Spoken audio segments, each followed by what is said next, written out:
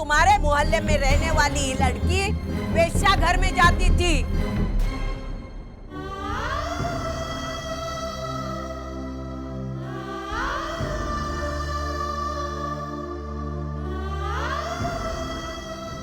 तुमने कहा मेरा बेटा वेश्या घर में जाता था। वो जाता नहीं था, उस दिन गया था, वो भी तेरी बेटी को वेश्या घर से छुड़ाने के लिए।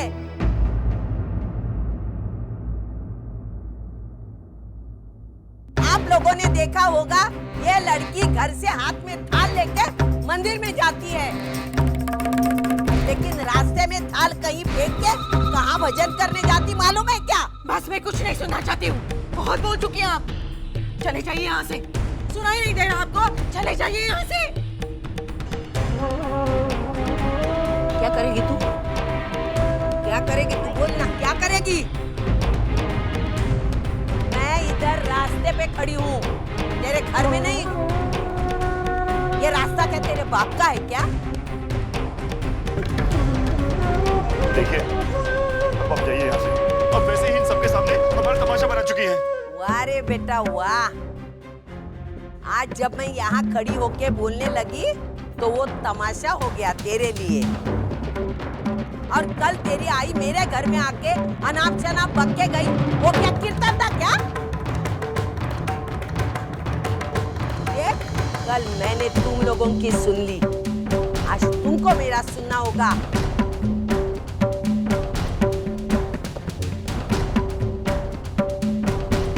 आशा करती हूँ इसके बाद में तू मुझे कुछ नहीं सुनाएगी, ना बोलेगी, और ना ही लड़की को हमारे घर वापस भेजेगी।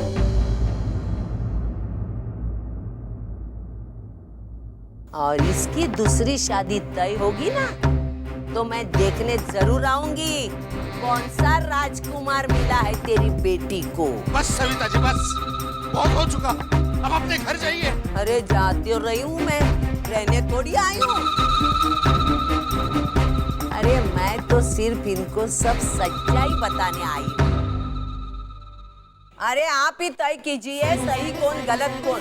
अगर आप हमारे जगह होते तो ऐसी बच्चलन लड़की को आप बहू बना लेते?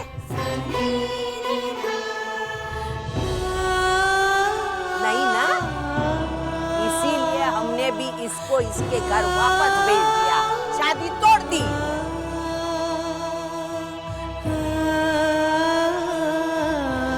इनकी बेटी इनको ही मुबारक, हम तो छूट गए।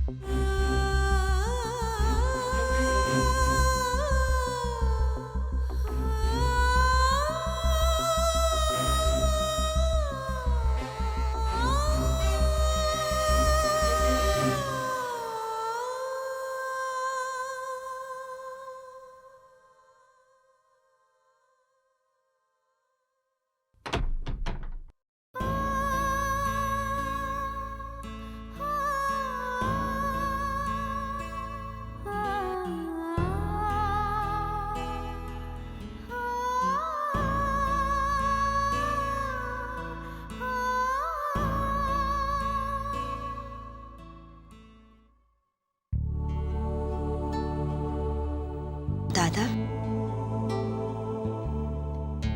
खाना रख दे वहाँ, मैं खा लूंगा। दादा कब तक आप अंदर ही अंदर घुटते रहोगे? आप एक बार जाकर वहिनी से बात क्यों नहीं कर लेते? तुझे लगता है मेरी बात सुनेगी? दादा, जितना मैं वहिनी को जानती हूँ तो मुझे लगता है कि वहिनी आपसे बहुत प्यार करती है। मुझे मालूम है कि उस दिन जो भी हुआ वो एक गलतफहमी थी, क्योंकि उस दिन हालात ही कुछ ऐसे थे। लेकिन दादा, अगर आप आज जाकर वहिनी को सब कुछ सच-सच बताएंगे तो मुझे लगता है कि वो यहाँ वापस आ जाएंगी। दादा, शुरुआत तो आपको ही करनी होगी ना? वरना ऐसा ना हो कि आप दोनों के बीच में दूरियां बढ़ती जाए और फिर रिश्ते को संभालना मुश्किल हो जाए।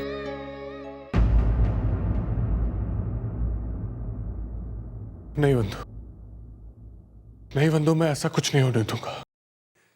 मैं इस रिश्ते को टूटने नहीं दूंगा, चाहे इसके लिए मुझे कुछ भी करना पड़े।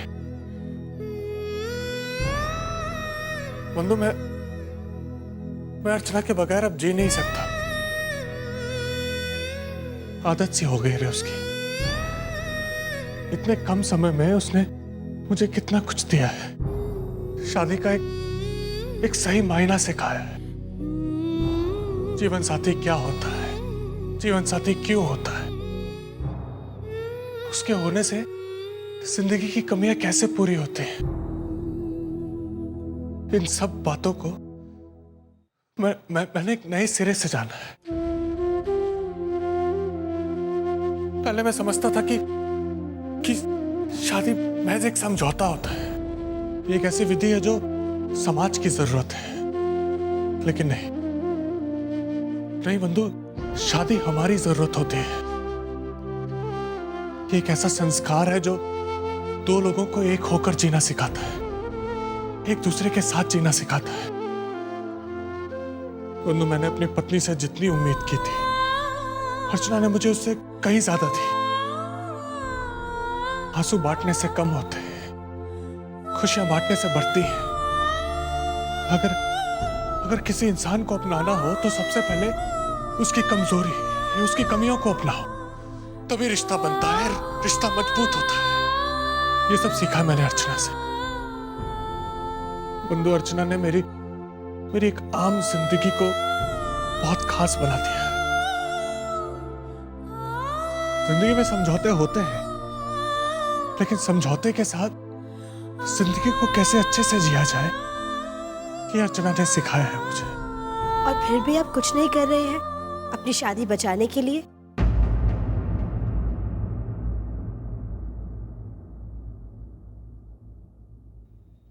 नहीं बंधु, मैं जाऊंगा अर्चना के पास।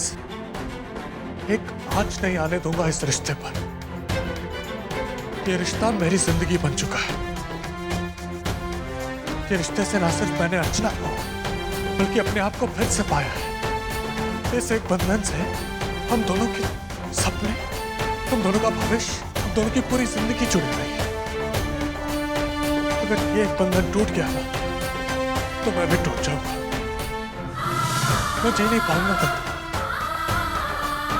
7 फेरों के साथ, 7 वचनों से बना हुआ मेरा ये पवित्र रिश्ता है, और मेरे लिए इससे बढ़कर कुछ भी नहीं।